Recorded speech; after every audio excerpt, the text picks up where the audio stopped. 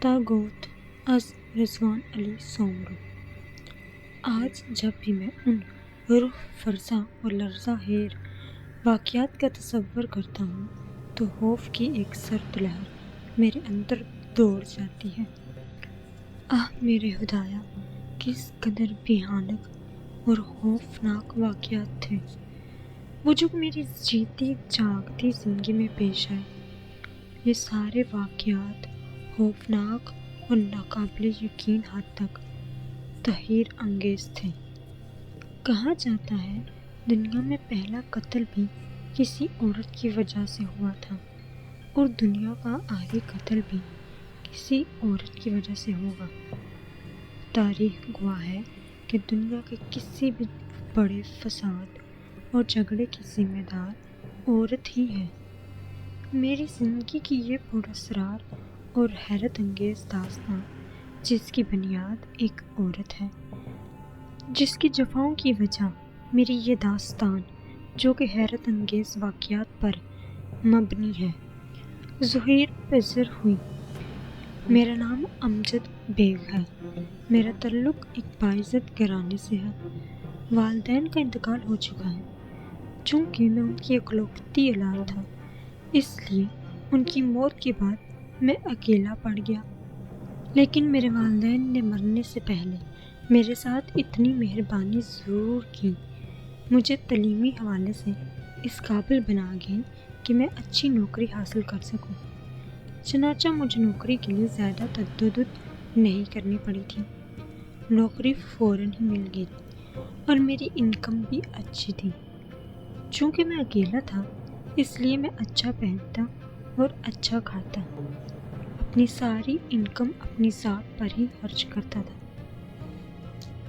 میری داستان کی ابتدا جیمسن اینڈ بارٹلے نامی ایک فرم سے ہوئی، جہاں میں ایک کلرک کی پوزیشن پر جاب کرتا تھا۔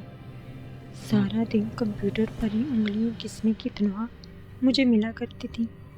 چونکہ میں اکیلا تھا اس لیے اپنی زندگی شاہانہ اور اپنی مرضی سے گزارتا تھا۔ پورا ماہ عیاشی سے خرچ کرنے کے باوجود بھی میرے پاس بہت سے پیسے بچ جاتے جن کو پس انداز کر لیا کرتا تھا۔ جس فرم میں جاب کیا کرتا تھا وہ کل 7 اسٹاف پر مشتمل تھا، مجھ سمیت 5 مرد اور 2 عورتیں۔ مردوں میں سب سے زیادہ جوان اور ہینڈسم میں ہی تھا اور خوش لباس بھی رہنا میں ہی پسند کرتا تھا۔ جب میں نے اپنی فرم جوان کی سواری کے لیے اکثر بس یا مسافر رکشے کا استعمال کرتا تھا۔ بعد میں نے آنے جانے کے لیے موٹر سائیکل خریدنی تھی۔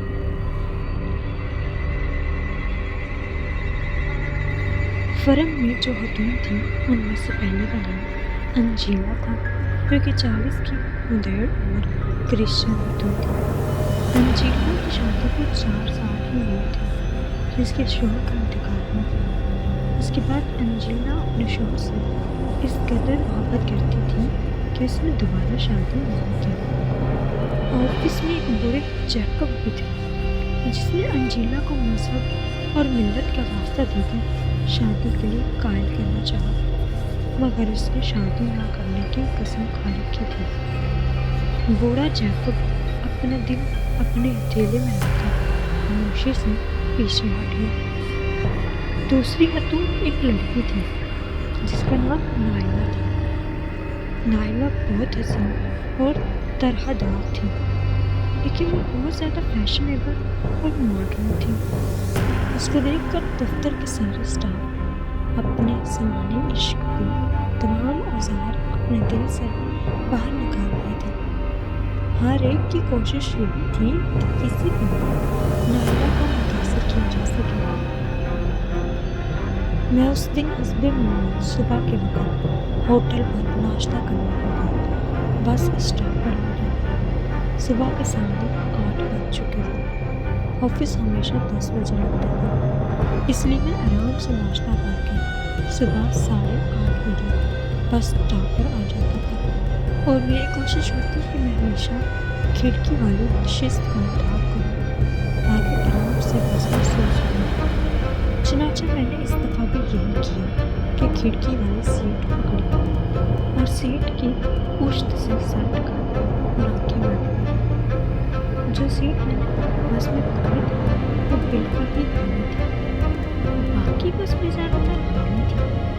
مجھے آنکھیں بند کیے زیادہ دیر نہیں ہوئی تھی کہ اچانک عجیب ناگوار قسم کی بدبو میرے شامنے سے ٹکرائی تھی. بدبو انتہائی تیز تھی جس کی وجہ سے میری آنکھ کھل گئی. بدبو بالکل ہی میرے پاس سے آ رہی تھی. وہ بدبو ایسی تھی کہ جیسے پرانا گوشت بڑا سڑ گیا ہو. میں نے ادھر ادھر دیکھا تو چونک گیا کیونکہ میرے ساتھ والی جو سیٹ خالی تھی اس پر ایک شخص کمبل میں لپٹا پڑا تھا. اس کا چہرہ بھی کمبل میں ڈھکا ہوا تھا. تیز قسم کی بدبو اس کے پاس سے مجھے آتی ہوئی محسوس ہو رہی. بدبو اس قدر تیز اور صرف التصیب تھی کہ اس کو پوری بس میں پھیل جانا چاہیے تھا. لیکن حیرت یہ تھی کہ بس میں کوئی بھی اس بدبو سے متاثر نظر نہیں آ رہا تھا. میں نے پوری بس میں نظر دوڑائی. مجھے کوئی بھی مسافر پریشان نظر نہیں آیا. وہ بدبو ایسی تھی جیسے کہ لاش سڑ رہی ہو. اے بھائی کون ہو تم؟ کسی دوسری جگہ جا کر بیٹھو، بہت زیادہ بدبو آ رہی ہے. میں نے اس کمبل حرام تھا. ایک نہایت ہی گندا سا احساس میرے پورے جسم میں دوڑ گیا. میں نے گھبرا کر ہاتھ کھینچ لیا. میرے ہلانے پر اس نے کوئی حرکت نہیں کی. میں نے سوچا نہ جانے کون ہے، اس کو ایسی کون سی بیماری ہے جس کی وجہ سے اس کا جسم بہت خراب ہو گیا. میں نے فوراً ہی اپنی سیٹ بدلنے کا فیصلہ کر لیا. میں اٹھ کر اس کے درمیان سے نکلنے ہی لگا تھا کہ اس نے میرے اور سیٹ کے پہلے اپنا آیا دیا. میں چوپ کر رہ گیا. میں نے اس کی طرف نہایت غصے سے دیکھا. اچانک اس نے اپنے منہ میں کچھ نکالا، منہ کا نکالا. اس کے چہرے کو دیکھ کر وہ ایسا تھا جو کوئی میرے اندر سرایت کرتا چلا گیا. عجیب سا مکرو اور حسد سے بھرا چہرہ تھا. اس کا چہرہ کسی تحفے کی طرف سے سر کے سامنے وہ گریلا تھا اور آنکھیں چھوٹی چھوٹی اور ہونٹ موٹے حبشی اور گندے. اس کی چھوٹی چھوٹی آنکھوں میں ایک عجیب قسم کی چمک پھیلی ہوئی تھی. مجھے وہ آنکھیں اپنے جسم کی آنکھ دیکھتی ہوئی محسوس ہو رہی تھی.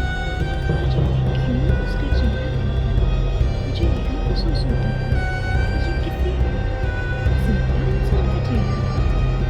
عجیب بھوک اور نفرت تھی اس کے چہرے میں.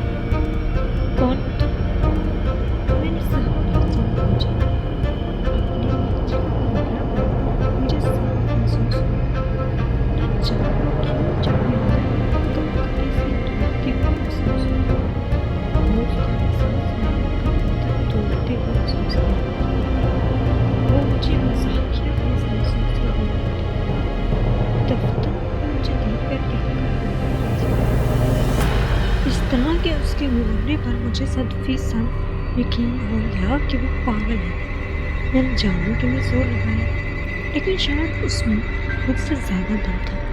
میرے زور لگانے پر وہ ٹس سے مس نہ ہوئی بلکہ اور تیزے پٹ پٹ کر مجھے بولنے لگا. ہٹو، اندر سے نہ جانے کیسے پاگل چڑھا رکھے ہو. میں نے چلا کر کہا. مجھے اس طرح چلاتا دیکھ کر اگلی سیٹ کے سارے مسافر میری طرف متوجہ ہو گئے. کیا ہوا بھائی، کیوں چلا رہے ہو؟ مجھ سے آگے والی سیٹ کے بڑے میاں نے میری طرف پلٹ کر دیکھا. نہ جانے کیسے کیسے گندے لوگ چڑھا رکھے ہیں بس میں. میں نے بڑے میاں کی طرف متوجہ ہو کر کہا. کون سے گندے لوگ، کہاں ہیں؟ بڑے میاں نے مجھے دیکھ کر حیرانگی سے کہا. یہاں. میں نے اپنی سیٹ کی طرف اشارہ کیا. لیکن یہ کیا، وہاں کوئی نہ تھا. وہ گندا اور مکرو انسان غائب ہو چکا تھا. میں حیران ہو گیا. خوف کی ایک سخت لہر میرے جسم میں دوڑ گئی. وہ مکرو گندا انسان کون تھا؟ کیا میری آنکھوں کو دھوکا ہوا تھا؟ سارے لوگ مجھے عجیب سی نظروں سے دیکھ رہے تھے، جیسے کہ میں پاگل ہو گیا۔ اسی اثنا میں میرا بس اسٹاپ آ گیا۔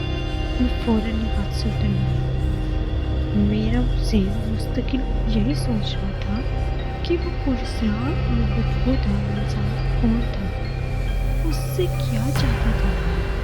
یہی سارے سوال میرے ذہن میں ہو رہے تھے۔ اسی دوران میں آفس میں پہنچ گیا۔ حسب توقع نائلہ سب سے پہلے پہنچی ہوئی تھی۔ اس کی آمد کے بعد ہی سارا اسٹاف پہنچا کرتا تھا۔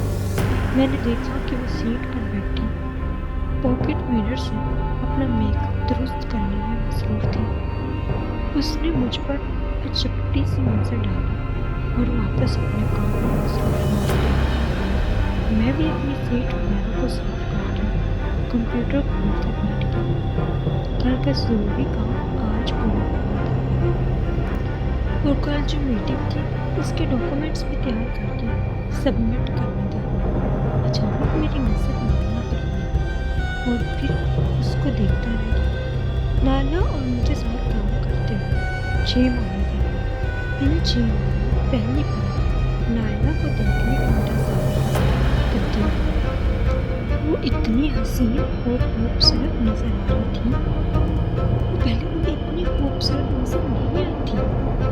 اس نے سفید رنگ کا کرتا شلوار پہن رکھا اور چہرے پر اپنے پاس کی مثبت سے میک اپ کر رکھا۔ اس کی آنکھیں اس قدر گہری اور حسین نظر آ رہی تھی کہ میرا دل ان آنکھوں میں ڈوب مرنے کو کرنا پڑا۔ ان کی گہرائی چیزوں سے بنائی تھی۔ اس کے خوبصورت اور لذت لبوں کو دیکھ کر مجھے وہ گلاب یاد آ گئے جن پر شبنم کے قطرے چل پڑے۔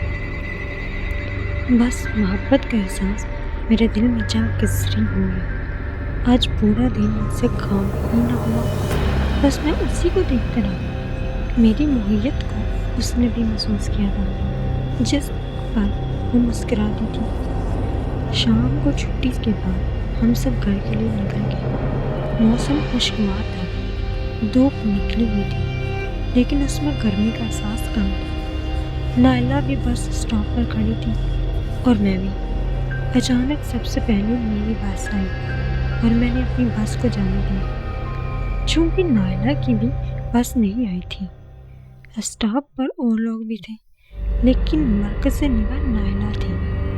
نائلہ نے بھی اس چیز کو محسوس کر لیا۔ وہ مسکراتی ہوئی بس میں سوار ہو گئی۔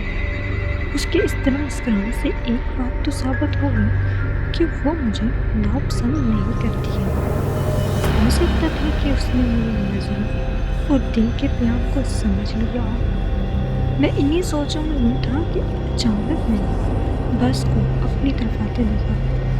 بس کی رفتار تیز تھی اور وہ بہت زیادہ ہچا-کچ بھری ہوئی تھی۔ لوگ دروازے پر ڈنڈا پکڑ کر کھڑے تھے۔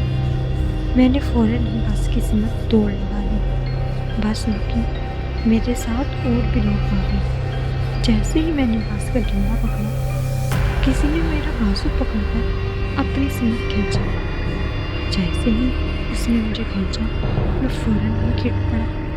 بس آگے بڑھ گئی۔ بس کے آگے بڑھ جانے کے ساتھ میں روڈ پر سر کے بل گرا، جس سے میرے سر کے پچھلے حصے پر چوٹ آئی۔ مجھے یوں لگا کہ میری آنکھوں کے گرد ان گنت سورج دور ہو کر غروب ہو گیا ہوں۔ میں بنا کر اٹھا اور میرے منہ سے لبریزات جاری تھی۔ میں نے پلٹ کر دیکھا تو حیرت و خوف سے میری آنکھیں پھٹی کی پھٹی رہ گئی۔ میرا سارا درد ہوا ہو گیا۔ یہ وہی تھا، گندا کمبل پوش مکرو اور غلیظ۔ کمبل پوش مکرو انسان مجھے مسکراتی ہوئی نظر سے دیکھ رہا تھا۔ اس کے بدن سے پھوٹنے والی بدبو میرے دماغ پر اثر انداز ہو رہی تھی۔ تو تم؟ میرے منہ سے صرف اتنا ہی لفظ نکلا۔ ہاں، تجھے آباری ہونا چاہیے ہمیں۔ تمہاری جان بچا لی ہم نے۔ وہ دیدے پٹ پٹا کر بولا۔ مطلب اگر تو اس بس میں جاتا تو جان سے جاتا۔ کیا بک رہی ہو؟ میں نے غصے سے کہا۔ تجھے بعد میں خود پتہ چل جائے گا۔ اگر تو ہمارے کام کا نہیں ہوتا نا تو مرنے دیتے تجھے ہم۔ ہاں۔ اس کی بات سن کر میں چونک پڑا۔ اس مکروہ اور غلیظ انسان کو اور مجھ سے کیا کہا؟ مجھے تو یہ کالا علم کرنے والا معلوم پڑتا تھا۔ کہیں ایسا تو نہیں اپنے کسی علم کے لیے مجھے استعمال کرنا چاہتا ہوں کہ کیسا تھا؟ کالی پہاڑی آ جا، تیری زندگی بدل دیں گے، دھنوان کر دیں گے تجھے۔ اس کی بات سن کر میں چونک گیا۔ اس کی شکل دیکھ کر مجھے ابکائی سی محسوس ہونے لگی، نہایت مکروہ اور نحوست سے بھرپور تھی۔ میں نہیں آ سکتا، میرا پیچھا چھوڑ دو۔ میری بات سن کر وہ دیوانوں کی طرح ہنس پڑا اور اپنے اونچے ہوئے بالوں پر ہاتھ پھیرتا ہوا بولا، میرے حلیے پہ مت جا، قسم ماں کالی کی، تو میرے ساتھ دنیا کا ہر سکھ پائے گا۔ اس کے لہجے میں سنجیدگی تھی۔ میں نے اس کی بات کا کوئی جواب نہ دیا، کیونکہ اس کے بدن سے آنے والی ناگوار مہک مجھے پاگل کیے جا رہی تھی۔ میں فوراً اپنے سر پر ہاتھ رکھ کر تیز تیز قدم اٹھاتا ہوا وہاں سے آگے بڑھا۔ تو چتر بھی پگ بڑھائے گا، مجھے اپنے دوار پائے گا، اس نے بلند آواز میں کہا۔ میں نے کوئی جواب نہ دیا اور آگے بڑھ گیا۔ گھر پہنچ کر ٹی وی کھول کر بیٹھ گیا۔ میں چینل تبدیل کرتا جا رہا تھا کہ ایک بس کے حادثے کی خبر سن کر میں چونک گیا۔ میں پھٹی پھٹی آنکھوں سے اس بس کے حادثے کی خبر کو دیکھ رہا تھا۔ یہ وہی بس تھی جس پر میں سوار ہو رہا تھا۔ بس بریک فیل ہونے کے باعث آگے والی ایک دوسری بس سے ٹکرا گئی تھی اور دونوں بسیں فٹ پاتھ پر چڑھ گئیں۔ 9 مسافر اور 2 راہگیر جان بحق ہو گئے تھے اور متعدد زخمی ہوئے۔ اس گندے اور غلیظ انسان کو کیسے پتہ چلا کہ میں جس بس میں سوار ہونے والا ہوں وہ حادثہ کا شکار ہونے والی ہے؟ کیا وہ کسی پرسرار قوت کا ماہر ہے جو ہمیشہ ٹھیک ہے کہ وہ کالا جادو کرتا ہے؟ اس کے بعد میں نے 2 دن کی چھٹی کر لی تھی، کیونکہ میرے سر پر چوٹ لگنے کے ساتھ سر سے خون نکلنے لگا تھا۔ 2 دن کے بعد میں آفس گیا، لیکن اپنی محبت کے لیے تحفہ لے جانا نہ بھولا۔ بغیر بتائے چھٹی کرنے کی مجھے باتیں تو سننی پڑی تھی، لیکن مجھے اس کی پرواہ نہ تھی۔ میں جانتا تھا کہ اتنی باتوں کے باوجود کام سے تو نہیں نکالنا۔ البتہ 2 دن کے پیسے کاٹ لیے۔ کام کے دوران میں نے اپنی مصنوع کو بھول کر صرف نارمل کے ساتھ فون رکھا تھا، کیونکہ اس کا ڈیسک اور میرا ڈیسک تقریباً ساتھ ہی